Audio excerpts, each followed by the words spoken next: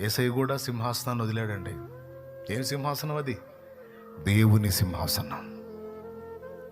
ఆ సింహాసనం మీద కూర్చొని తీర్పు తీర్చడమే తప్ప తీర్పు పొందటం తెలియదు ఆయనకి.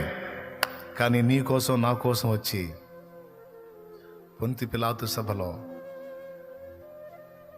అలా నిలబడ్డాడు దీనుడుగా. మాట్లాడేదిక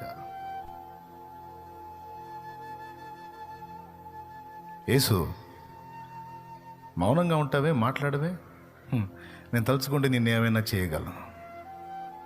హేరోదు అయితే మరీ వ్యంగ్యంగా మాట్లాడతాడు. నోరు తెరిచి ఒక్క మాట కూడా ఆన్సర్ అయ్యాడు. ఎందుకు? ప్రాణం పెట్టడానికి వచ్చాడు. మరి వాస్తవానికి తీర్పరెవరు? తీర్పు తీర్చేవాడెవరు? రోమాపత్రిక 8:34 శిక్ష విధించువాడెవరు? క్రీస్తు యేసే అంటుంది వాక్యం. తీర్పు తీర్చేవాడు, శిక్ష విధించేవాడు న్యాయాధిపతి యేసు.